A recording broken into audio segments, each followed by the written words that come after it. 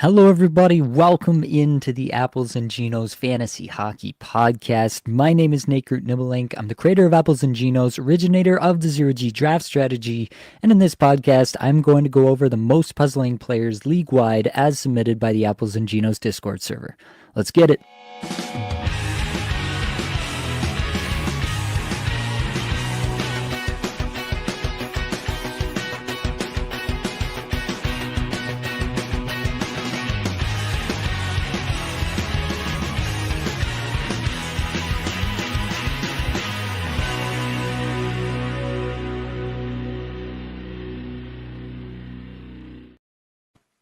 All right, welcome on in, everybody, to another Puzzling Players live stream. Michael's already in here, wants to know if Blake beat the record, of course, alluding to the reason that Blake couldn't be on the flagship show. If you haven't listened to the flagship show yet, in there, Blake wasn't able to join us because he was going for that bench press world record. Obviously, you know that our boy came through for us. He beat the record, confirmed it on Twitter for us. So, yeah, new world record holder. Shout out to Blake. That absolutely tremendously chiseled man. He kind of sits differently in the podcast. He doesn't want to be prideful. He doesn't want to show off the chest too much. But, if you meet him in person, you'll be impressed. Let's leave it at that for now. All right. Welcome on in, everybody. I'm going to get straight to it here. If you got comments as you're joining, drop them in. Usually we can get to all the comments over the course of the hour so that we've got together. But I'm going to lead it off. Matt Boldy, number one. Most requested puzzling player for the last little bit here in the Apples and Geos Discord server. Just 1 goal and 2 points in his last 5 games here. 20 minutes average time on ice, so it's not for a lack of ice time. 143rd shots per 60, 40th in shot attempts, 124th individual scoring chances, 4 per 60, 143 Corsi, 4 per 60, down at 247 in on-ice scoring chances, 4 per 60. On pace now for 34 goals, 77 points on the season. On the season, though, obviously some numbers are a little bit better here. Similar average time on ice, but 14th shots per 60, 68th individual scoring chances, 4 per 60 in the 50s in the on-ice numbers. And 71% IPP, 11.9% shooting percentage, 11.2% on ice shooting percentage. Yeah, I think that we can reasonably expect a little bit better from Matt Boldy, honestly. It doesn't feel like Matt Boldy's been letting us down, but it hasn't been the best stretch of his season for sure over the last little bit. It doesn't help that Zuccarello came back and Boldy is back to the second line, but so far it hasn't really had a huge effect, it seems like, on his ice time, at least. Boldy's going to be out there whenever they need a goal. Matt Boldy is absolutely that dude for them. Played 23 minutes in this 3-2 loss to Vegas on Sunday, so definitely if they need him to be out there, he's going to be out there. Yeah, it's a little bit weird that he hasn't been able to generate shots. The last 3 games, he's only got 2 shots total amongst those 3 games, so that is a bit weird, but until it becomes a little bit more of a trend than that, I'm not going to worry too much because, in all the games before that, he went on a what is this, a 6-game streak where he shot at least 4 times in 6 straight games. So a little 3-game streak where he's struggling to shoot. Zuccarello comes back in, messes with the lines a little bit. He's got to find some new footing with some new line mates. I'm not going to sweat it too much. Worth watching for sure. You never know. It could be just a sign, maybe got nicked up somewhere along the way and that's affecting him. We want to be cognizant that these things can happen and we don't want to just bury our head in the sand and say he was terrific before and he'll be terrific again, no question. We want to keep our eyes open and our minds open to all sorts of possibilities for a reason that a player could not be performing the way they once were, but I'm not ready to get any kind of concerned yet. I don't think it's like a sell moment or anything like that. I'm still all in on Matt Boldy. Let's get back to the comments. Toronto Dave's in here. Hashtag 0G. Good to see you. CG says best content. Appreciate that. Sam King says traded Timo for Tage. What do you guys think? Did I win the trade? Trading away Timo to acquire Tage. Yeah. In a head-to-head points league, heavily favoring goals, game winners, power play points, and PIMs. I think it's reasonable, but yeah, I would prefer Tage there. Power play one feels assured. Top line, I mean, he is the guy, right, in Buffalo, whereas Timo is doesn't have to be the guy in New Jersey because they've got a lot of guys. So yeah, I think in general, especially if you're heavily favoring goals, obviously Thompson is a guy who can do that. Timo's a guy who can do that too, but a little less opportunity to do so in New Jersey. So yeah, I'll take Tage there 9 times out of 10 for sure. CG better two rest of season holds. Sorry, Verhage, Bennett, or McCann. 12 team points. I'll take Verhage and McCann there, unless you have some pretty crazy hits weight. Yeah, unless there's a pretty crazy hits weight that brings you back towards Bennett, I'll take Verhage and McCann there. CG says Sam seems even to me. Oh, the Timo for Tage trade. Not too far off for sure. Chichi Mini, thoughts on Colton rest of season? Colton is on the list for sure. We will get there.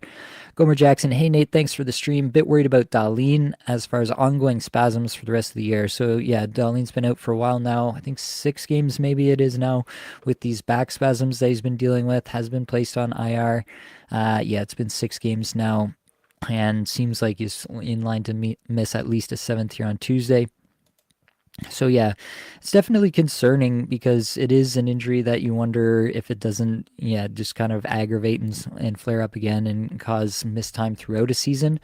So yeah, I would say it's concerning, but I don't really know what you're gonna do. Like, if anything, it's a buy low moment on Darlene and just taking that swing that he's gonna be okay. But you're not gonna like. I would caution against selling low here because I don't think you're gonna get. I don't know. I'm trying to think who you could reasonably sell Darlene for with these back spasms now that everybody knows about, and who you're going to get, and you're going to be happy with that rest of the season. I'm struggling to come up with a name that I would reasonably make that deal for because it feels like it's an even bet whether Darlene deals with something rest of the season or he comes back and he's exactly what we thought he'd be. He's like a top 5 fantasy defenseman rest of the season, and all of a sudden you're kicking yourself for selling for pennies on the dollar. All right. FF Tyler O's in here. This should be good. Doug Wade is on waivers. Should I grab him? If Doug Wade is on waivers, you got to grab that. That is does Doug Wade make the Hall of Fame? I feel like he was close enough, but I don't think he made the Hall of Fame, did he?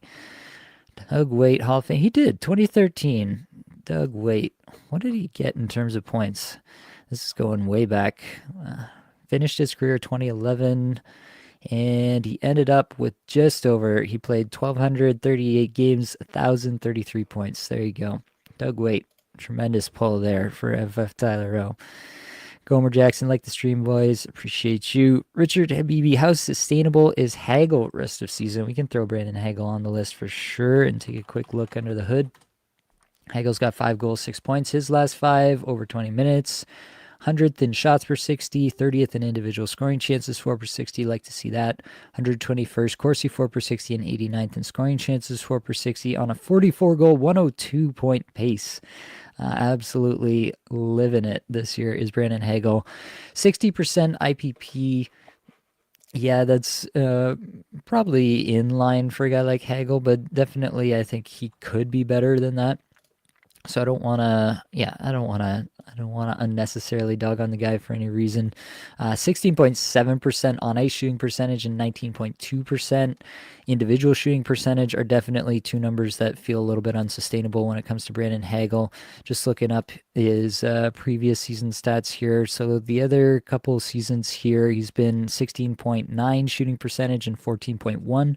So yeah, you would expect him. He did have that one season in Chicago where he shot 22%. So there is some sort of precedent here for him to be a pretty high efficiency shooter. 19% still feels a little rich there. The scoring chance to shot attempt ratio is high, so that does lend some credence to him being a high percentage converter. I think he can bump the IPP up, but the on-ice shooting percentage at 16.7 is definitely going to come down. So where does that leave Hagel when all is said and done? Probably, I think he can push a point per game with this kind of deployment. He's taken a massive step in deployment this year. 19-15 average time on ice last year, 21-18 this year in the first 28 games of the season. So if that's sustaining, that's obviously a huge bump to what we were previously expecting for Brandon Hagel. I think he can get to maybe like a 35 goal, 80 point pace the rest of the season, and that can be obviously huge for you. But definitely, the on ice shooting percentage is running incredibly hot right now, and that's not going to continue. So, yeah, I think it's fair to say that Hagel is performing much better and will continue to perform much better than any projection really had for him at the beginning of the year. But I do think we should not expect him to keep up a 100-point pace. Ian, is a third round pick in a keeper league enough to acquire points? Already shipped off a second for Cap. Not to make my comment too convoluted, but the league resets next year. Cap and point would be rentals. I guess it would depend. So if you're keeping, then I'm assuming that there's a certain number of rounds where, like the first, if it's a keep three, the first 3 rounds don't really count. And so it's really like a third round pick actually becomes like a sixth round pick, that sort of thing. So if you can give me a little bit more context about the rounds of the picks here, then maybe I can do that. I mean, assuming that I'm trying to grasp exactly what's going on here, because if the league resets, does that mean that it is just a true second round pick and a true third round pick? I mean, I'm all for going all in on a season, but if you need keepers next year, then you're going to want some picks to acquire some guys who can be keepers for you moving forward. So yeah, a little bit more context there would help. But in general, I'm about going all in when you get a chance.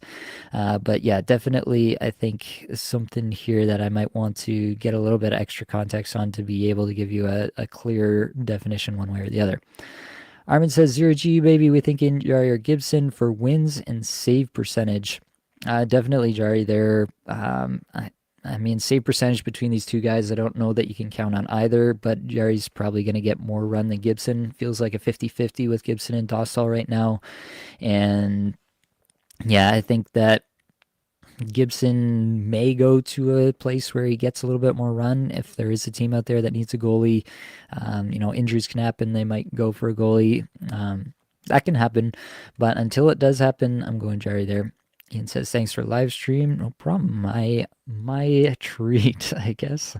That was a weird thing to say. I like my own comments. It says, pick 2, RNH, Wyatt Johnston, Buchnevich, or McMichael rest of season. Wow, that is a truly tough pick. Without knowing exactly what your league situation is, I'm going to just kind of assume some sort of baseline points league with some light banger weighting. And in that context, wow, this is really, really tough. I don't want to drop McMichael because I think he has a ton of potential, but I think I have to. I think the safest thing to do is RNH and Wyatt Johnston, but man, these could be like, if I was ranking every player in the league, these guys might all just be back to back to back to back. It's that close for me. That is a tough list for sure. Chad Banks, let's talk about the greatness that is Logan Cooley. You don't have to convince me, my man. I am all about Logan Cooley this year. Was on him as a sleeper before the season, along with Dylan Ganther. Looks to be coming true. I'm excited about it. Richard Habibi, maybe Bouchard. I'm assuming this is about the Darlene. The chat is moving too fast. I can't keep up, but I'm assuming this is about who you could trade Darlene for. I don't think you're getting Bouchard for Darlene, quite honestly. If you could, I would do that. I'll leave it at that. Armin, thoughts on Olofsson, Voronkov, Duclair? How do you rank them? Right now, you got to take, these are all guys that are kind of like streamer level, right? So right now, you got to take Olofsson because he's hot, I think. And then I'd take Duclair over Voronkov at the moment, just based on what I see as the most likely deployment. Voronkov's on this weird Marchenko Fantilli line at the moment, and then they did run the Monahan Voronkov Marchenko line as well. They kind of split the lines, and I don't know, maybe I missed a tweet, but I didn't see anything. Nothing new. So it doesn't look like we've got any new lines as of today that I've been able to find anyway. So I'm the new lines, if he's line 1, power play 1 there in Columbus, then maybe you could make an argument for Voronkov, but I'd take Duclair over him right now. CG, best 2 rest of season, Stolars, Kemper, or Blackwood. Wow, that is tough. Definitely a spot where it would matter. Like if you're in a Cats league that's more focused on rate stats, like if you have goals against average and save percentage, that leans Stolar's way. If you need sheer volume, then you could make the argument for Kemper and Blackwood because I think both of those guys are in line to probably get a little bit more volume there. But how do you leave off Stolar's? Wow. Um, yeah, I think you got to keep Stolar's with how well it's gone so far. And then I think I'd go Blackwood. I think there might be a little bit more ceiling there, but yeah, definitely the format matters a lot between those three. SCG says, yeah, it's still no McGillney in the Hall of Fame. That is a travesty that should be corrected, but running out of faith that it will. Christopher Skeller need to drop two, drop Paterka, Cousins, or Isa Lindell for Jeek and Sorelli, both on waivers. Yeah, I think you can drop. I think I would drop Cousins and Lindell for sure there. Um, yeah, I think that makes sense. I mean, you definitely want to keep yourself open to streaming spots and not be too tied down. But yeah, both of those guys probably should be rostered unless this is like a 10-team league or less. But yeah, I think I'd be pretty comfortable dropping Cousins and Lindell there.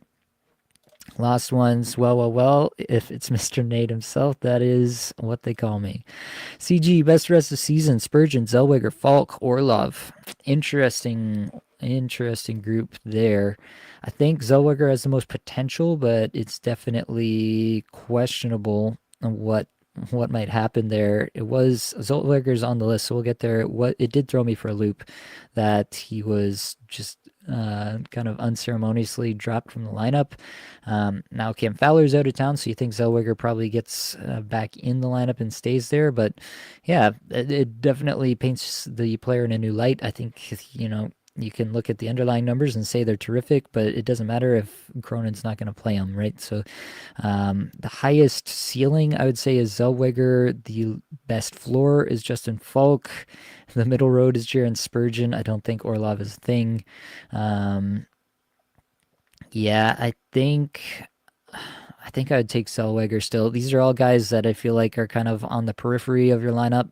And so I'm just going to ride with the guy with the highest upside, hope it hits. If it doesn't hit, I'll move on to the next one and kind of take it from there.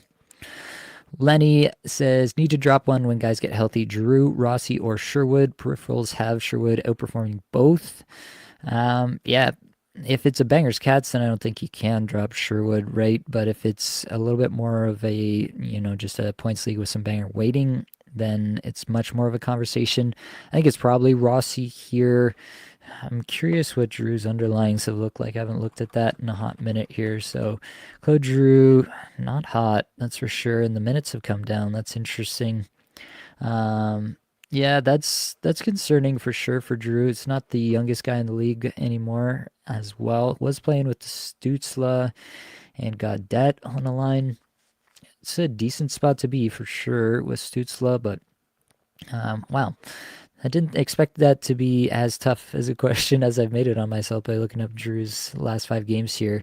Um, I'm struggling a little bit. Like, I really like Rossi's spot right now, but I am obviously thinking about the fact that we're probably going to get a Jeek back, and then Rossi's spot on the top line, top power play is probably gone, whereas Drew at least has more of a stable spot in the lineup, you would have to think. Um, I think probably you're going to drop Rossi, well, just because he's probably going to be next to nothing. That being said, if he does stick with a Boldy line and he can find some chemistry on a second line there, could be something there. Interesting spot for sure. I think it's a coin flip between Drew and Rossi for me, assuming that you just kind of have to keep Sherwood here with them performing that way with the hits. But yeah, definitely a tighter spot than I thought. I'll go Rossi final answer, but I don't feel settled about that. Let's say CG, appreciate you. Drewski says, let's go. SK93, who do you think has better future outlook in a banger Cats league, J-Rob or Michkov? Looking to flip one of them for a goalie in a bangers Cats league. I mean, I don't think either of these guys are going to give you a ton of hits and blocks over the course of a season, right? So I don't think that's going to make make my decision for me one way or another. What's Mishkov got? He's thrown 11 hits and 7 blocks so far this year. What's Jason Robertson rocking? 18 hits and 14 blocks. Wow, huge difference there. No, I think Mishkov has tremendous potential for sure. We're obviously seeing that in the early going here. Um, but if we're talking just for the rest of the season, it's still pretty up in the air for me. Let's throw him in the sheet. Let's compare side by side here for a minute. Matvey Michkov versus Jason Robertson. Both have 5 points the last 5 games. Robertson, more time on ice. Michkov, better shots, worse individual scoring chances for. J-Rob, better on ice numbers. Plays in Dallas, go figure. Yeah, I think you got to go J-Rob still. But it's closer than anybody thought it was going to be at the beginning of the season. That's for damn sure. Chichimini, how are Natchez numbers looking right now? Martin Natchez has been obviously the talk of the town. 5 points his last 5. 20 minutes a night. 114th shots per 60, 186 individual scoring chances, 4 per 60, 6th in on ice Corsi, 4 per 60, and 76th in on ice scoring chances, 4 per 60 on 120 point pace. And definitely the underlying numbers still going pretty wild here. But yeah, I don't see a major fall off happening here. Like this is tracking with his season long numbers pretty well to this point. So, yeah, the underlying numbers haven't really changed. He's just running hot. That's that's all there is to it. Yeah, can he be a point per game player? Yeah, I think so. Can he be a 90-point player? Maybe rest of season, like as a pace rest of season. 120 points, no. Michael Rowland, Bjorkstrand, a good streamer for the week. Yeah, I talked about Bjorkstrand in the flagship show yesterday. Definitely a guy that can pop off. He has been popping off as of late. The underlying metrics don't suggest that it's something that we should expect to continue, but can he do it for a few more games here? It's as good a bet as any, so I don't mind it for this week. Ian, in regards to the point question, basically we started the keeper league 2 years ago. Can only keep players for 3 years max, so a lot of elite players are going back to the pool next year. I got you. Okay. So it would be a true third round pick for point, planning on going all in even at the expense of being bad next 1-2 years. Okay. Yeah, that totally makes sense now. So yeah, I mean, I don't think it's a bad plan. I mean, you got to win the thing. If you're gonna make these moves, you got to win the thing. But I think you're already kind of pot committed with Kaprizov, so I'm not mad at it. You might be buying at the highest possible point with point. Figure out a better way to say that in the future, but you're probably buying at the absolute highest for Braden Point right now. So, maybe there's a better buy window on him at a later point in the season, and you don't have to do it at this exact moment. That's kind of at your discretion, what the situation is. The manager is really trying to move him right now, whatever the case may be. But yeah, just keep that in mind, I guess. Drewski, Inkakup drop Spurgeon for Olofsson. Yeah, I think that's fine, especially if you've got room for Olofsson for all the games. That being said, I did want to check because I don't think Vegas has a great schedule moving forward here. Definitely this week is not great. So, yeah, they're only playing Thursday, Saturday. So that's obviously not a great schedule. If he's going to play both games for you, that's one thing. If he's not going to play both games for you, then I'm not really that interested in adding Olofsson. Next week, it's as good a schedule as it gets with the 3 days off around Christmas. It's a really weird schedule that week anyway. So Vegas plays 3 games, which is as good as it gets across the league. So yeah, I don't mind it. I don't think it's really going to hurt you too bad. But if Olofsson's not playing for you this week, then I'm much more concerned about using my ads to get me wins this week than I am at trying to catch lightning in a bottle with Victor Olofsson. Lenny said exactly how I feel. Appreciate the feedback. Cheers. No problem. All right. We are back to the list, and Victor Olofsson is next up here. So let's dig in. 4 goals, 6 points in his last 5 games here. 16 minutes average time on ice. 15th in shots per 60. 11th individual scoring chances, 4 per 60. 39th Corsi, 4 per 60. 48th scoring chances, 4 per 60. Really good stuff there. And I did see a note that Olsen got on the top line at even strength with Eichel and Mark Stone after Barbashev was dinged up. I didn't see anything about Barbashev. I'm trying to see if there's anything there. There wasn't an update really after the game. He was going to get looked at in Vegas, upper body injury. Yeah, I'm not seeing anything. I'm not seeing anything on Twitter right now. If anybody has a better update than that, then by all means jump in the comments here and let us know. But I haven't seen anything through the day, and I'm not seeing anything with a quick search here. So I don't think there's any news on Barbashev just yet. If Olofsson's on top line and top power play, then obviously that's a really good spot for him, and I'd be excited about that. I mean, there's plenty of reason to be excited. You know, the shots per 60 rank, individual scoring chance for per 60 rank is good right now. Olofsson feels kind of like Oliver Bjorkstrand a little bit to me, like one of these guys who can pop off in short spaces. Definitely has shown chemistry with Eichel in the past, so I'm not discounting it on that sense, but definitely like the 67-point pace that he's run in the games he has played. You know, he's only played 11 games on the season due to injury so far this year, but like 15.8% on ice shooting percentage, 26% shooting percentage. These things won't continue. So, yeah, overall, like, I think Olofsson is a great guy to have in your lineup right now. Do I think that he's going to be a great guy to have in your lineup all season? Probably not. So that's my take on Olofsson at the moment. These are guys, though, I I want to kind of make this a little bit more of a general topic with Olofsson specifically with the schedule that Vegas has this week. Like, even if Olofsson was available in a lot of my leagues and he's not, if he was available in a lot of my leagues with the 2 game week this week, Thursday, Saturday, if he's not playing both of those days for me, like if I have better players that are playing above Olofsson both those days this week for me, then Olofsson is a drop. If I have him on my roster, if he's out there and he's not going to play both days for me, then I'm not picking him up. Like, I think people chase the latest thing too much. Even if the metrics are good, even if the production is there, even if, you know, everything looks like it's just wheels up. I don't chase these players.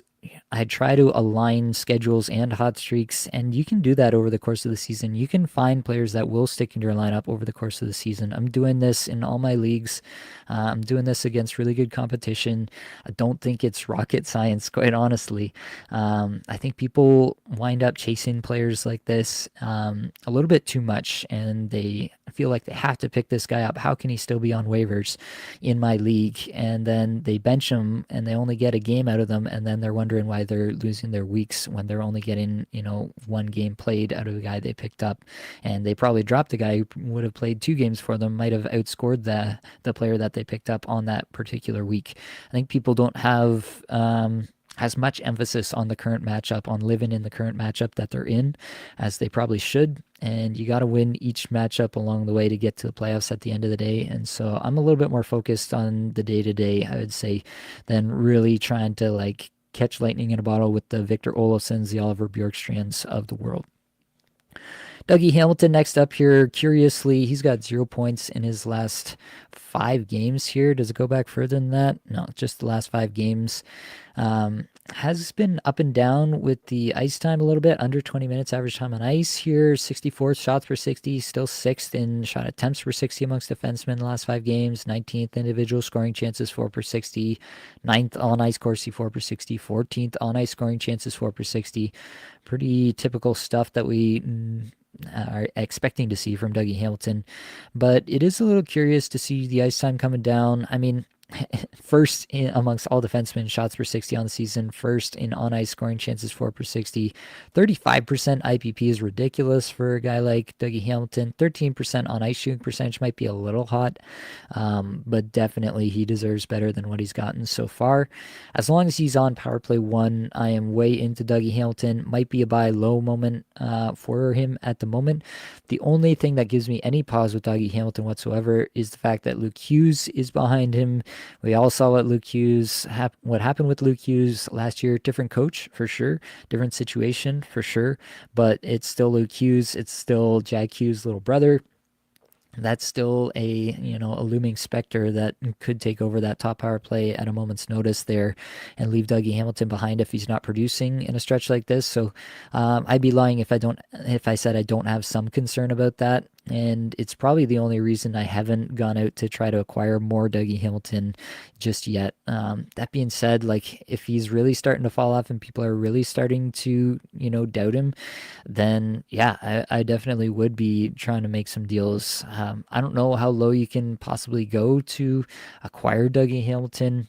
I'm trying to see what his points on the season are. Like, I feel like he was so good earlier on that even this latest stretch is probably not enough to get off of Dougie Hamilton. But I mean, if you could, I'm trying to find an equivalent player that I'd be willing to move off of and to get somewhere.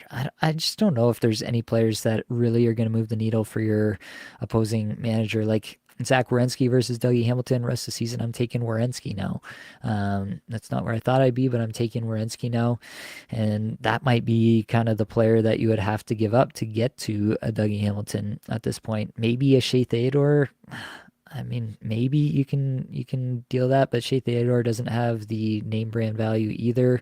John Carlson is in this range. Noah Dobson, maybe now that he's hot again.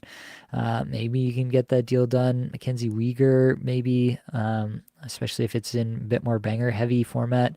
You could get something like that done. I don't know. It would be tough to find the right deal to acquire a Dougie Hamilton or to move off of a Dougie Hamilton, honestly, right now either. So, yeah, I feel like Dougie Hamilton is just a guy that's going to be on my roster at this point. And I don't know if I'm going to go out and acquire him. Maybe there's a forward for D trade that you can make or something like that. 2-for-2 swap, something like that to get it done if you want to investigate. But it could be worth just checking out how low the Dougie Hamilton manager in your league, how low they are on him after this latest stretch. If they're a bit more of the fish memory type of manager, and it's a lot more of what have you done for me lately, then maybe you can get something done here. Maybe they are worried about Luke Hughes and they are willing to sell a little bit low, and you can reap some benefits there. But yeah, I don't think there's much to be done with Dougie Hamilton other than just wait for it to turn around at this point. Andrei Svechnikov, 3 goals, 3 assists, 6 points in his last 18.5 minutes average time on ice, 26 shots per 60, 74th individual scoring chances, 4 per 60, first in the league in on ice Corsi, 4 per 60, and 49th in on ice scoring chances, 4 per 60 over the last 5 here. On a 30 goal, 66 point pace, under 18 minutes average time on ice. Thank you, Rod Brindamore. Really good underlying metrics on the season. 55% IPP is usually higher, and the shooting percentage could probably be a touch higher for Svechnikov as well. I feel like it's the same old thing. Like Svechnikov is getting 18.5 minutes right now. There will probably be another stretch a little bit later on where he's getting under 17, and it all just averages out to another 18-minute a night season for Andrei Svechnikov, and we're all left just a little bit frustrated. And Bangers Cats, obviously, he brings you the hits. He does a little bit more for you in that situation. But yeah, Svechnikov, having great season underlying, definitely deserves a bit better than what he's put up so far. But at the end of the season, do I really expect him to, have absolutely crushed and demanded 20 minutes a night? I don't think that's in the cards in Carolina. So I feel like the ceiling is capped just by the coaching there, unfortunately. All right, let's go back to the comments. Michael says, would you trade Brandon Hagel for Brandon Montour in a points league? No, I would not. Or Fiala and Genther for Montour. Just need a D-man. Everybody in my league won't budge. Seems to be my best option. No, that's too much to give up for Montour. Yeah, I don't think anybody needs a defenseman that badly. Blake wants to know why Nason is a league winner. If I'm building this scenario, if I'm building this like ceiling outcome for Stefan Nason, it looks like he gets into the top 6, not there currently, but he gets back into the top 6. He rides on, let's say, the Hughes Brat line, and he runs interference on that line, and he gets an outsized IPP rest of season. He lives on the top power play rest of season, no question. He's able to keep up these crazy metrics of the last few games, and he kind of rides that out, and it's like a 65, 70 point season for Stefan Nason with maybe 30 goals. That I feel like is really the absolute ceiling outcome for Stefan Nason this season. So that's where I'm at on that. Drewski, good take, Nate, on trying to win the week's matchup, not falling in love with fringe players. Yeah, I think it's important. I feel like it's not something that I've talked about enough, to be honest. So wanted to make sure I got that out into the ether. Clixie's in here. Thoughts on Mrazek after the groin injury? Other goalies are Saros, DeCord, and Kempfer. Is he worth holding still, trying to upgrade DeCord or Kempfer into a forward? 12-team cupful. Yeah, I mean, in a 12 team, I would be happy to move off of one of those guys and just even try Mrazek. And if he gets injured again and you have to go down to only two goaltenders, I don't think that's a bad situation in a points league either. So I'm not going to be too worried about that either way. Definitely, I would try to upgrade Decord or Kemper into a forward. You know, if you can do a 2-for-1 where you add Decord or Kemper to one of your existing forwards and get a better forward, that's definitely a scenario I'd be looking at. And then you hope that Mrazek is all the way better after the groin injury, but even if he's not, even if things go sideways there, you can still drop him. You can run two goalies, and it's not going to be the end of the world for you for sure. Gomer Jackson, Blake owes me a calendar. The new year's coming up soon. Yeah, maybe we can add the world record setting bench press pick there. Jordan says, hey, Nate, thoughts on Kreider rest of the season? We can add Chris Kreider here real quick. Weird vibes, definitely, with the Rangers and Kreider. Not immune. 0 points in his last 16.5 minutes. Average time on ice. Yeah, just a tough spot to be for Chris Kreider. Underlying metrics don't look too bad. 30th shots per 60. You got 61st individual scoring chances, 4 per 60. You know, that's something that Kreider's obviously known for. He was playing with Sam Carrick and Adam Edstrom in the last game, which is horrendous stuff. But yeah, they threw the lines into an absolute blender in this game against the Blues. They are just absolutely reeling right now, the Rangers are, and I don't know what we can reasonably think is the next step for this team, and that's obviously really concerning.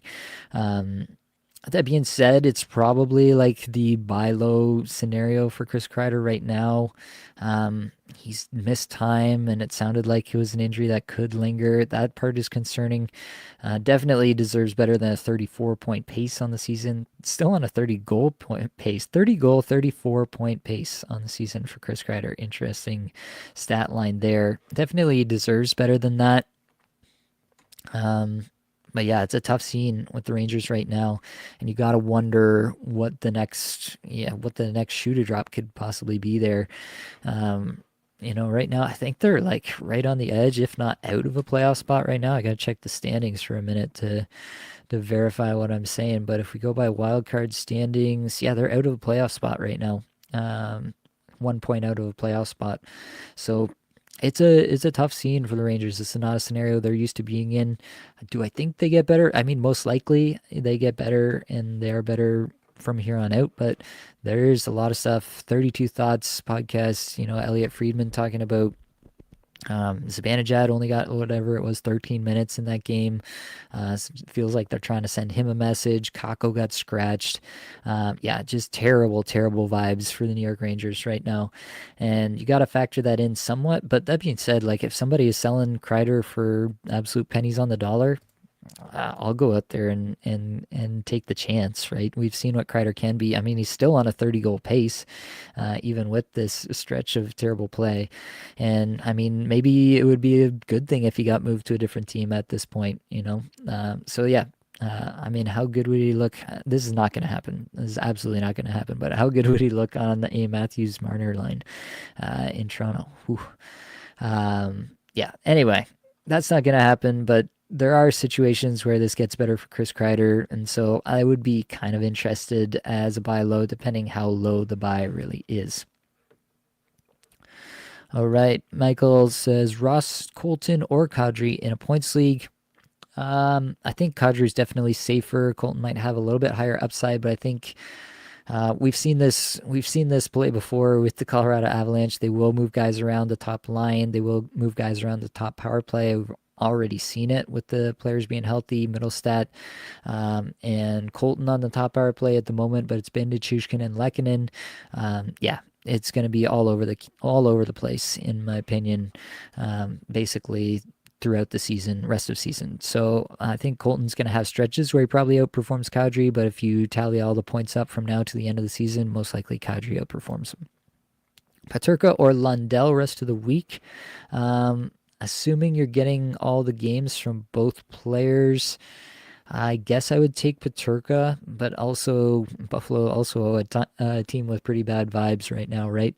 Um, yeah, the owner calling a closed doors meeting. Apparently, the message was the answer's got to be within the room, so go figure it out. So no big changes coming.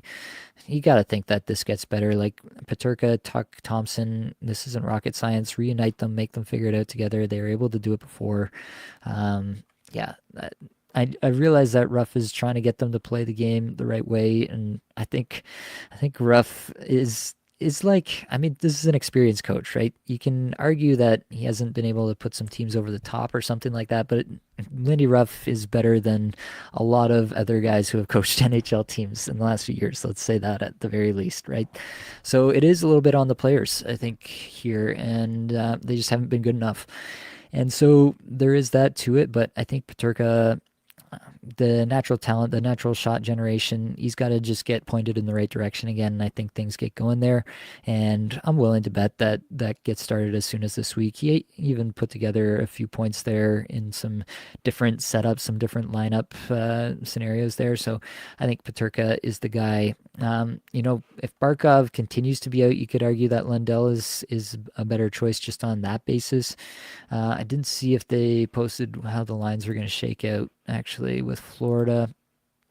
It was Lundell with Losterainen and Reinhart. If he's on the top power play as well, then that'd be good for Lundell. I don't know if that's likely though. It's probably Reinhart, Verhage, Bennett, Kitchuk, top power play. So yeah, it's a solid spot for Lundell, but I think I'd still run Paterka with the assumption that Barkov gets back sooner rather than later. Michael asks, does Wolf a hold? I'm surprised Vladar over the course of the season has had more volume. Wolf has definitely had less stinkers than he has. Yeah, I think they're probably just trying to protect Wolf a little bit, right? Obviously, the goalie of the future for the Calgary Flames, and so they don't want to. They know that this season they probably don't have the best lineup in the league, and so they want to protect Wolf a little bit. But I do think that Wolf is probably a hold. I mean, I don't, as much as any goalie is a hold, right? I don't think any goalie has to be a hold on your on your team the entire season long. I think that's the wrong way to just approach the position in general. But Dustin Wolf, a guy that should get a little bit of run here as long as Vladar is dealing with his issues. And so I picked up Dustin Wolf in a place where he was dropped for this week. I'll see where he's at this week and see if he can't parlay that into just a little bit more of a net share. If he doesn't get the net share, then I'll drop him again. That's how it goes. Is Wool the guy in Toronto now? Definitely. I don't think you can possibly say that at this point. Stolarz has been tremendous. Wool has been tremendous too. It's still 50-50 until further notice. It's been working so well. I don't see why they would have any incentive to change it. Michael asked, were you able to scoop up Blackwood in any of your leagues? Yeah, I got Blackwood in a cupful tier 1. Before actually I picked him up for the week last week when he was still on San Jose, and then the news came out literally the next day that he got traded to Colorado. So a bit fortuitous there, but also made me feel like I didn't have to go out and waste a lot of ads in other leagues to go get him. And that's actually another situation. We talked earlier about having to have Olofsson. I didn't go out and add Blackwood. There were I think in all three of my other leagues I could have added Blackwood. I had the news earlier than the ads were made, or maybe in one place Blackwood was added before I got the news. But yeah, I basically looked at my rosters. I was like, no, I don't think I have to add Blackwood in these spots. It's gonna mess with my ads for the week too much. I really do value the current week that I'm in that much, where I don't think that Blackwood getting traded to Colorado is a situation where I absolutely must, invalidate all my planning for the week and go add that player. I don't know that there are any goalies that I'm that excited about. So yeah, just a little bit more on that mindset, week versus season long. All right, we got to get back to the list. We're barely getting the surface scratched here. Philip Forsberg, 3 assists last 5 games. still continuing to have a hard time finding the back of the net. 18.5 minutes average time on ice, 17th shots per 60, 5th in shot attempts, 30th individual scoring chances for, 26th in both Corsi 4 per 60 and on ice scoring chances 4 per 60. I mean, these pucks have to go in for Forsberg at some point. I feel terrible for the guy. 8.3% shooting percentage, 56% IPP. He could not be running any colder. Like, if you have not sent an offer for Philip Forsberg in your league, you must do it now. Like, go do it now. That's all I can say about Philip Forsberg at this point. Man is going to pop off. It's going to happen. Alex Tuck next up. I talked about Tuck on the flagship show, so definitely go back and check that out. Yeah, weird situation. I feel like they're gonna figure it out a little bit at some point here, but also, it's a bad stretch. Tuck is not playing his best under Lindy Ruff. Maybe Ruff's system isn't necessarily the best for him. And so I'm a little bit concerned about Alex Tuck, and maybe this 66 point pace, 24 goal pace is a little bit more what we should expect moving forward. That would be disconcerting, but it is disconcerting that he hasn't been like a stalwart on top power play like I thought he'd be. Yeah, it's a concerning spot for Alex Tuck in terms of what I thought his projection should be. Do I think he has the potential to snap out of it and become a really valuable player rest of the season? Yes, I do, but I would be lying to say I'm not concerned. Olin Zellweger, no points his last 4 games here. Obviously missed that 1 game with a healthy scratch. Just under 19 minutes average time on ice. Not ideal. 4th in shots per 60. 16th individual scoring chances 4 per 60. Really good individual numbers still from Zellweger. 86th in Corsi 4 per 60. 47th in on ice scoring chances 4 per 60. Zellweger still showing out in the individual metrics. We got to compare and contrast with Jackson Lacombe, who's also on this list, who has 4 points in his last 4, getting over 20 minutes. Also good underlying metrics for Jackson Lacombe, which is interesting. 18th in shots per 60, 8th individual scoring chances, 4 per 60. That's a pretty interesting thing for Lacombe. And Lacombe has been getting some power play run there as well and getting it over Zellweger, which is, yeah, a little bit shocking. I don't think that's too hard to say. I don't think anybody will be surprised about that, but yeah, it's a weird situation, no doubt, because Zellweger does feel like the anointed one there to some extent. But like, let's not forget Jackson Lacombe, 23 years old, was a guy who put up 30 points in 39 games in his junior season at Minnesota, 35 points in 37 games in his senior year. So he had some big point production at the NCAA level, and we can't totally discount that, right? It's not a guy like devoid of talent or anything. It was a second round pick, 39th overall, 2019. So has a little bit of pedigree there as well. And right now he's getting the run. So do I think that Jackson Lacombe is going to be a guy that we're going to roster rest of the season? No. Do I think that it's a guy that you can roster this week? Yeah. 3 off nights for the Anaheim Ducks, you're absolutely going to get him in.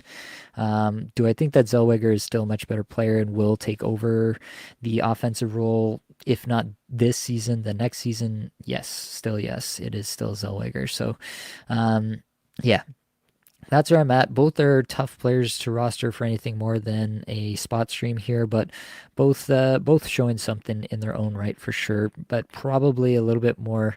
I thought that Zellweger could potentially, grow into a 22-minute top power play guy this year in Anaheim and could really become that guy that you found on the waiver wire who turns into a long-term hold and really does something for you. And with Lacombe getting this and me remembering once again that this is the Greg Cronin hellscape here in Anaheim, yeah, it feels like it's becoming less and less likely as we move along. Another defenseman with some curious power play deployment, Morgan Riley, 1 assist his last 5 games, 21 minutes average time on ice, 56 shots per 60, 24th individual scoring chances 4 per 60, 14th Corsi 4 per 60, 6th on ice scoring chances 4 per 60 for Morgan Riley. It's an 11 goal, 42 point pace for him on the season.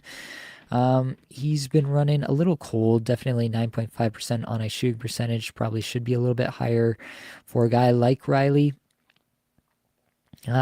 Yeah, I mean, it's a spot where when Riley's on top power play, he's worth, he's going to be a 55, 60 point player. When he's not on top power play, he's a 45 point player. And so it's just a huge difference. It's a huge swing every time he gets moved on and off and on and off the top power play. Right now he's on it. Tomorrow he could be off of it. And that's just kind of the game you're playing with Morgan Riley right now. That being said, I think there are probably a lot of fantasy managers out there who are pretty fed up with Morgan Riley. And I think he's going to be at least serviceable, even if he's not on the top power play. Like, I think he's probably a player that you can roster rest of season as like your fourth, fifth defenseman. Even if he gets no more top power play time for the rest of the season, he's still valuable enough, just in terms of the fact that he's going to be on the ice when the Leafs need to score a goal. He's their best offensive defenseman by far. So, yeah, I think that Riley is probably a buy low, honestly, at this point, but a buy low with the obvious caveat that he's not a guarantee to get power play one time. Jason Robertson here, we talked a little bit about him before when we were, contrasting this here with Michkov, but definitely he's had a nice little stretch, bouncing back, 2 goals, 5 points in his last 5, still under 18 minutes average time on ice, 107 shots per 60, 145 individual scoring chances, 4 per 60 in the 20s in the on-ice numbers. So I don't think like the time on ice is going to spike here in a big way, and that's definitely going to hold him down in terms of the, absolute ceiling.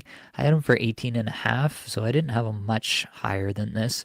Definitely 8.7% on ice shooting percentage. That should get way better. He should shoot for a higher percentage himself.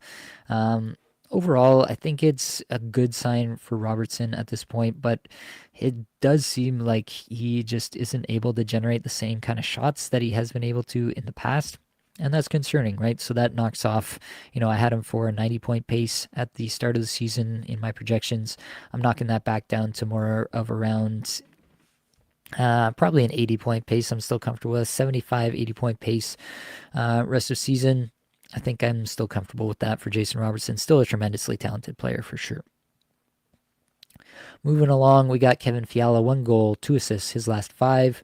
20 minutes average time on ice here. That's interesting stuff for Kevin Fiala. He's not been known to get, huge ice time. I had him projected for 18 minutes average time on ice at the start of the year. He's probably not that far off that on the season. Yeah, just over 17 and a half minutes average time on ice on the season. But getting more run here as of late. And that's obviously going to be a good thing. 115th shots per 60, 154 individual scoring chances, 4 per 60, 117th Corsi 4 per 60, 149 scoring chances, 4 per 60. Last game was playing with Deneau and Laferriere, obviously still on the top power play. So, weird spot for Fiala. I think I mentioned this before, but it just feels like it's much more of a top 9 situation again with the Kings, but a little bit less talented, it feels like, than it has been in the past somehow. It feels like it hasn't changed like that much, but somehow it still feels worse. I don't know what that is mentally for me there, but yeah, I feel like Fiala is really having to do it all himself this year, and he hasn't quite been able to sustain that 8.7% on ice shooting percentage again. It's a lot of the teammates not pulling their weight, in my opinion, is what's holding Fiala back.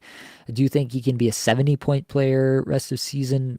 I feel like decently confident about that, but I don't think that point per game upside that we were all hoping was there is necessarily there with this iteration of the Kings right now.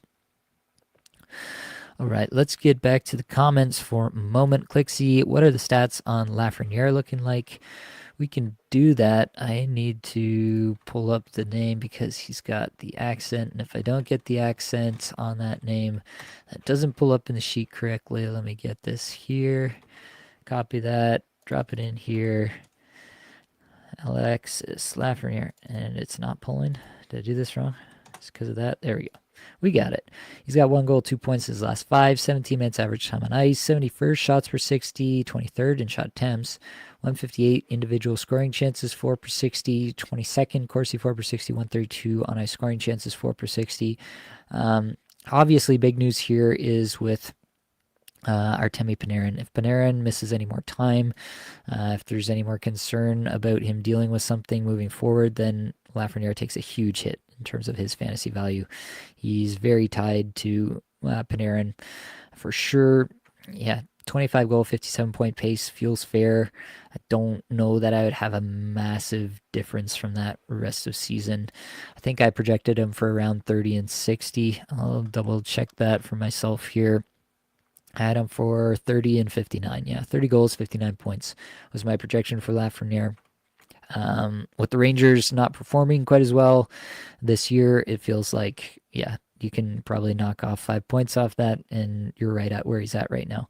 So, yeah, I think that Lafreniere is still a fine player, a fully rosterable player, but if you're expecting some big hit, I don't know if that comes, maybe if the Rangers go full fire sale and Zibanejad's gone and Kreider's gone and Lafreniere is now playing 20 minutes a night with Panarin and on the top line, top power play, and everything's going his way in terms of deployment, then yeah, we'll have a different conversation about Lafreniere. But for now, I think what you see is what you get. Wob asks, what are your thoughts on Spurgeon?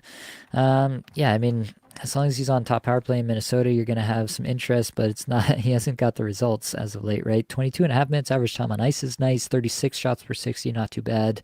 90th individual scoring chances, 4 per 60. 53rd Corsi, 4 per 60. 100th in on ice scoring chances, 4 per 60. 10 goal, 36 point pace doesn't feel that far off for Jared Spurgeon. He can probably run a little bit hotter than that while he's on top power play, but I also don't think that he's necessarily likely to maintain top power play for the rest of the season. So, yeah, I think Spurgeon is a streamer level defenseman. Eric Matthew, can you look at Stamkos, Wyatt Johnson, and Valeri? I need to figure out who to move when Yossi comes back. Wow, that is a list. I would be definitely trying to make a trade there. I'd probably be trying. I don't know who you'd trade. Probably Valerie Nichushkin, I guess you'd be trying to trade from that. I don't think you want to sell too low on Stamkos. Wyatt Johnson has been performing obviously a bit better as of late. Still only 2 goals, 3 points his last 5. 20 minutes a night though. 25th in individual scoring chances, 4 per 60. Still does that. So yeah, it's a spot where I mean, if you have to drop one, who do you drop from this list? I feel terrible dropping Wyatt Johnson, but the production just hasn't been there. Wow. If you have to drop one, I guess I would drop Wyatt Johnson. It feels terrible to say that. But I'd be trying to trade Valerie Nichushkin first. CG Brady Shea worth grabbing? Probably not. They are not even letting him be on a top power play with Yossi out. Yeah, it's just a bad scene. Nashville's got to get better before I'm into it. Back to the list. Mike Matheson, I talked about in the flagship show, so I'm not going to rehash everything here. Basically, it's a situation where I'm hanging on to him for now. I want to see how long the Lane Hudson top power play thing goes. If it continues to go on, through all of this week, then we can start having a bigger conversation. But Matheson's still skating 26 minutes a night, still a reasonable shot producer, still a good offensive defenseman regardless. So I think he can still be a serviceable defenseman, but obviously it's a massive hit to his fantasy value if he's not getting power play 1. Nichushkin and Ross Colton here. Nichushkin has 2 goals, 3 points in his last 5, just over 19 minutes. Average time on ice, 83rd shots per 60, 110 individual scoring chances, 4 per 60, 154 on ice scoring chances, 4 per 60, and 194 on ice scoring chances. Did I say on ice scoring chances for? I meant on ice Corsi 4 per 60 and 194 on ice scoring chances 4 per 60. Yeah, situation there. I hate doing this on a night when the Avalanche are going to play after this comes out because I feel like everything's going to change and I'm going to look like an idiot for whatever I say about these guys. But yeah, I mean, at the moment, I think Nichushkin, even with line 2 power play 2, Nichushkin is still a plenty rosterable player, like 65-point player rest of season as a pace. So that's plenty rosterable. I don't think you have to be too worried about that. And if he gets better deployment, then that's just kind of gravy on top. So I don't think you're doing too much with Nichushkin there other than just holding him. Ross Colton, 2 goals in his last 5, now on the top power play again. That's obviously exciting. Underlying metrics have not been too hot, which is concerning for sure in like the 200s and everything, which is not where we expect Ross Colton to be. But obviously coming back from an injury, so maybe we cut him a little bit of slack there.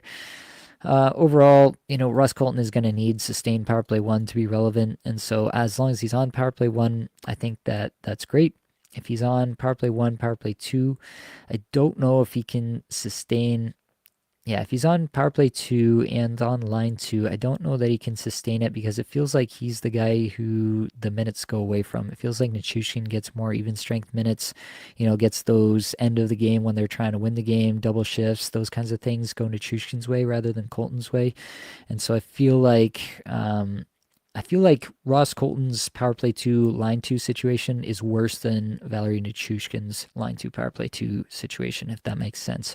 So that's the part that's a little bit concerning. So I think Colton is probably a terrific streamer, probably a guy that you're gonna hold a little bit longer because if he's on the top power play, he can absolutely rip it like he showed us before.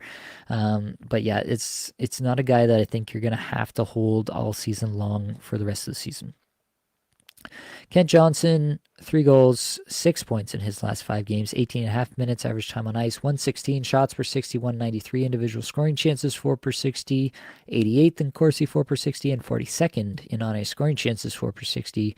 Good numbers there on a 43 goal, 87-point pace on the season. Has missed some time, so obviously he's not going to hit that, but yeah, definitely terrific numbers on a per game basis for Kent Johnson so far.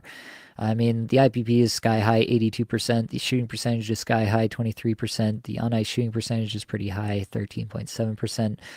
Definitely some massive regression is coming Kent Johnson's way for sure. But he has trended in the right direction, I would say, with his underlying stats. And so that is, a net positive in terms of what I think his projection can be rest of season. So yeah, right now I don't think he's more than a streamer, but I'm keeping an eye because this is obviously a guy with a big time pedigree. What was he, fourth overall pick that year? Kent Johnson draft pick. He was fifth overall by the Blue Jackets in 2021. So huge pedigree for sure for Kent Johnson. Seems to be finding life under Dean Evison. And I don't want to discount that. Still finding his way in the NHL for sure. So, yeah, I think he's streamer level for now, but definitely a guy that could be much more as soon as this year. Dylan Larkin, he's got no goals but 4 assists in his last 5, over 21 minutes average time on ice, 162 shots per 60, 98th individual scoring chances, 4 per 60, 140 in Corsi, 4 per 60, and 87th in scoring chances, 4 per 60. Now on pace for 33 goals, 66 points. And yeah, the IPP is low. That's what's really holding them back, in my opinion. And I think it will get better, but it doesn't have to get better necessarily. Detroit is, it's just not a great team. They are, what is this, third from the bottom in the Eastern Conference right now, right there with the Sabres, with the Canadiens, below the Jackets. Yeah, bad situation for the Red Wings at the moment. And Larkin is doing his thing, kind of doing what he always does. It doesn't feel like Larkin is performing all that differently from what he usually does. The last stretch has not been great in terms of goal scoring, but arguably ran a little bit too hot before that, so it's kind of just evening out. He needs the teammates to perform, and he needs more than just, I think Lucas Raymond has had probably an overperforming year so far, but some of the other guys have obviously had underperforming years. So needs everybody around him to be producing to hit that kind of ceiling. Yeah, I think if somebody's trying to sell low on Dylan Larkin, I'd still be interested because, yeah, like 21 minutes a night, he's going to get all the opportunities, going to have good stretches rest of season. So I'm definitely not above sending out an offer for Dylan Larkin if somebody's getting a little bit fed up with Detroit in general. Yeah, I'd be into it for sure. I don't think it gets worse than a 33 goal, 66 point pace on the season for Dylan Larkin, put it that way. Let's get back to the comments. CGS, O'Reilly, Rust, Velarde, or RNH. Just assuming some sort of base point system here. It's between Rust and RNH for me. That's really tough. I think I'll go Rust just on, he's going to get a ridiculous amount of time on ice, and he's been shooting the lights out. He's been tremendous as of late, so maybe it's some recency bias there.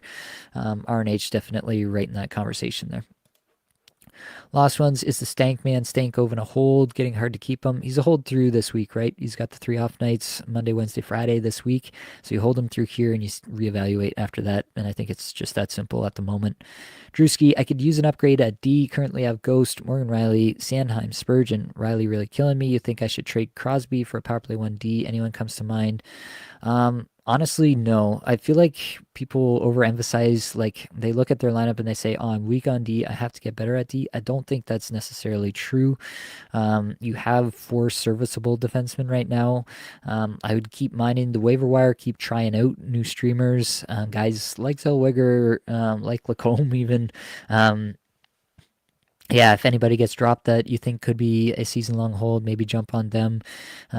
Keep trying these guys out. I think that every time we try to make a trade to like really shore up something, unless it's like a slam dunk trade, usually we end up taking a haircut just to like make ourselves feel better about the balance of our lineup, between left wing and right wing or between forward and defense like this. And I feel like we overemphasize that sometimes. Usually we end up hurting ourselves more than we help ourselves. Jordan, hey Nate, what are Makar's and Tage's metrics looking like? We can look at that under the hood for sure.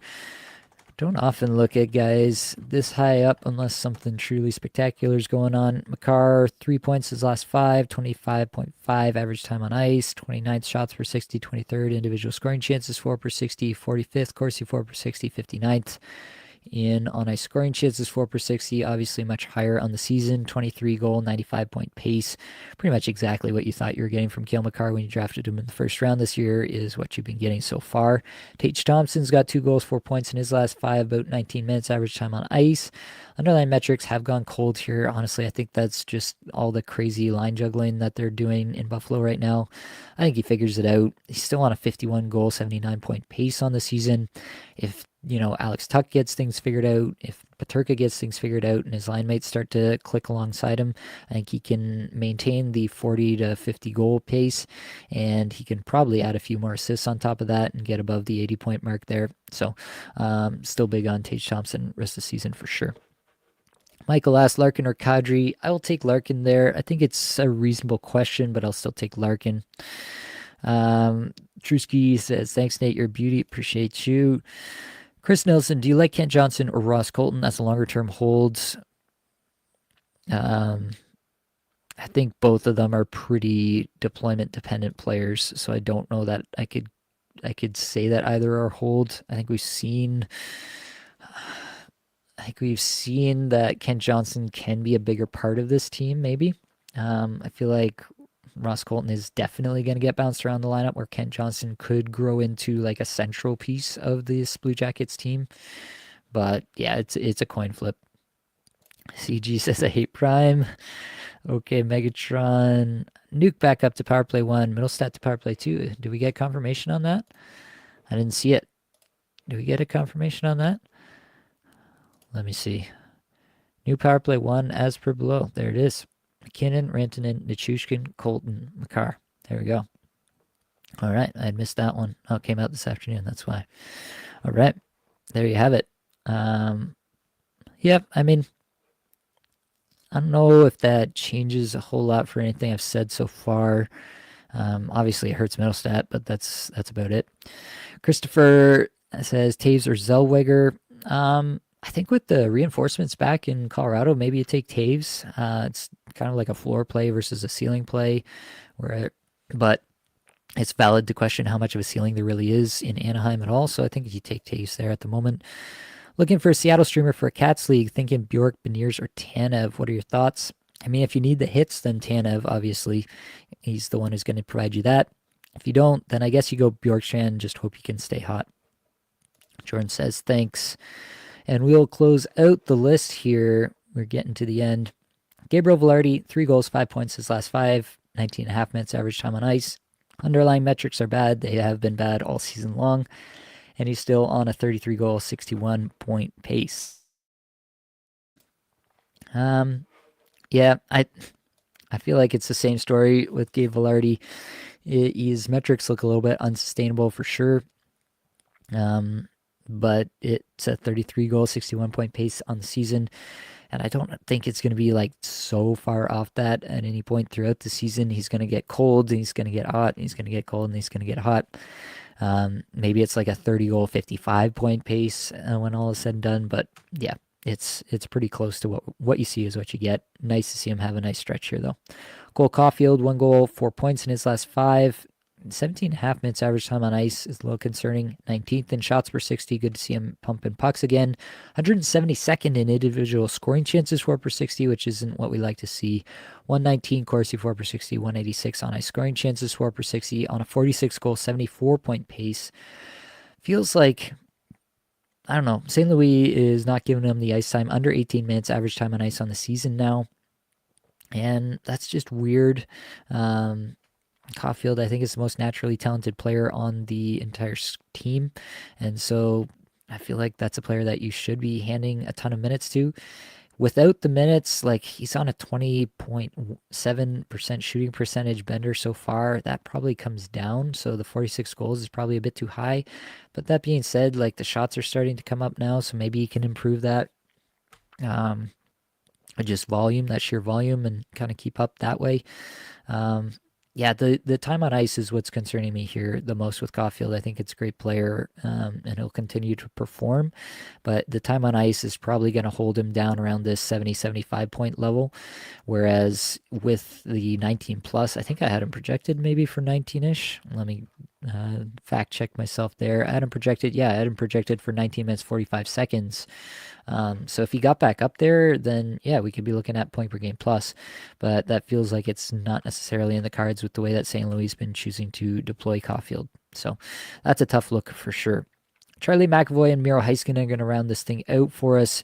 2 points, just assists for Charlie McAvoy. His last 5, 23 minutes average time on ice. 42nd shots per 60, 57th individual scoring chances 4 per 60, but 11th in Corsi 4 per 60 and on ice scoring chances 4 per 60. Those are nice numbers there. Definitely he's run cold this year. The whole Bruins team has run cold. I'm not going to hate on it if you're worried about McAvoy.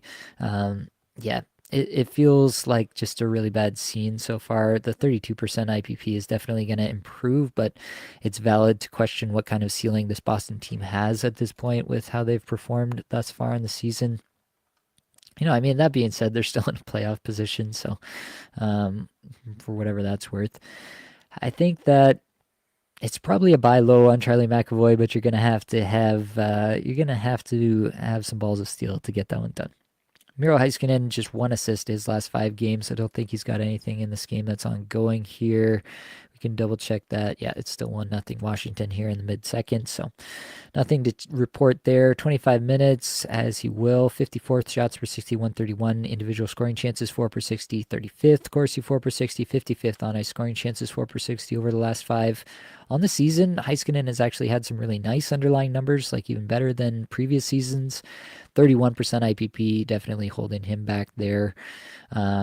Yeah, that should get better for Heiskanen. I think he should be like a 55, 60 point player with this version of the Dallas Stars, and maybe he can do even a little bit better. I don't have a great reason why Heiskanen isn't performing right now, but it is a player that's had to kind of be efficient to get his point totals because he's not a big time shot producer.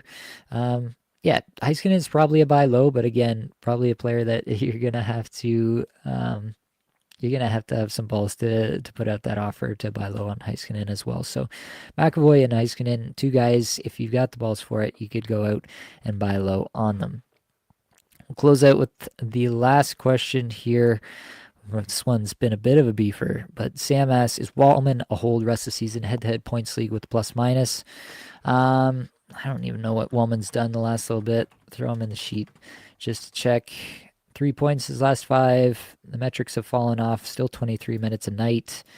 Yeah, I don't think Wallman is a absolute must roster rest of season set and forget.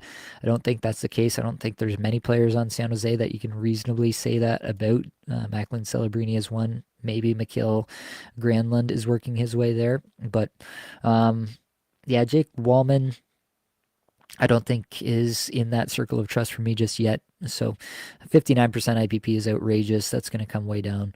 This is a guy who's been more in the 30s, I think, in his career in the past. So I don't think you can reasonably expect that he's going to continue on at this kind of IPP. So keep that in mind.